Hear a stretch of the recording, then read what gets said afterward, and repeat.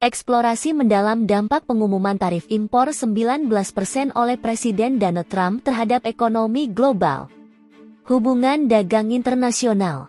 Reaksi negara-negara mitra dagang seperti Tiongkok, Uni Eropa, dan Indonesia, serta potensi pengaruh terhadap pemilu Amerika. Indonesia, I spoke to their really great president, very popular, very strong, smart, and we made the deal. We have full access to Indonesia, everything. As you know, Indonesia is very strong on copper, but we have full access to everything. We will pay no tariffs. So they are giving us access into Indonesia, which we never had. That's probably the biggest part of the deal. And the other part is they are going to pay 19%, and we are going to pay nothing. I think it's a good deal for both parties. And we have a couple of those deals that are going to be announced. Now, Indonesia has some great product, and they also have some very valuable earths and various other materials. One of the things, as you know, they're known for is very high-quality copper, which will be... Presiden Amerika Serikat, Donald Trump, baru saja mengumumkan kebijakan tarif impor sebesar 19%. Sebuah angka yang jauh lebih rendah dari ancaman sebelumnya sebesar 32%. Keputusan ini langsung mengguncang pasar global, memicu respons keras dari mitra dagang utama, dan membuka perdebatan besar. Apakah ini langkah cerdas untuk melindungi ekonomi Amerika, atau awal dari babak baru perang dagang dunia? Mari kita kupas tuntas dampaknya, hanya di video ini. Tarif impor adalah senjata ekonomi yang sering digunakan oleh negara adidaya. Dengan mengenakan tarif 19%, Trump berharap bisa melindungi industri dalam negeri, terutama sektor manufaktur dan baja. Sebelumnya, ancaman 32% sempat membuat negara-negara mitra panik.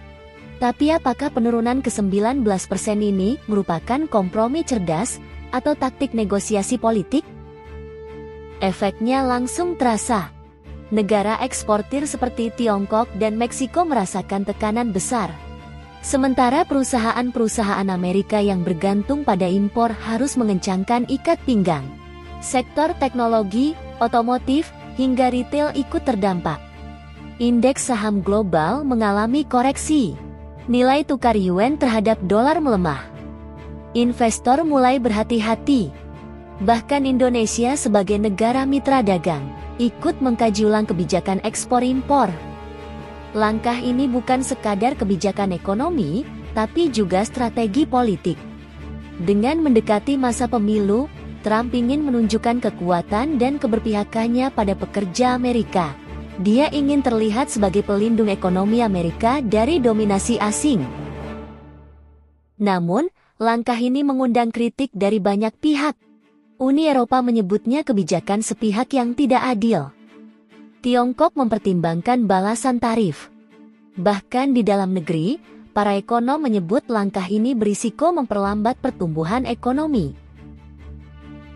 Jika tarif ini berlanjut, dunia mungkin masuk ke fase baru perang dagang.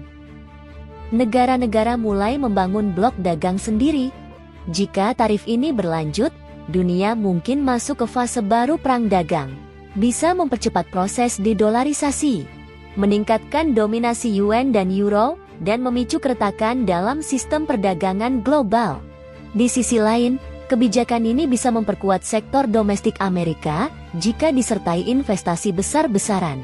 Tapi itu juga berarti harga-harga barang konsumsi akan naik, dan daya beli masyarakat bisa menurun.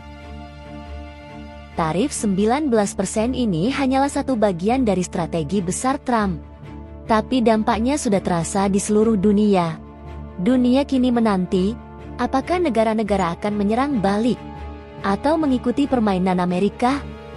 Tulis di kolom komentar, dan jangan lupa subscribe untuk update geopolitik terbaru.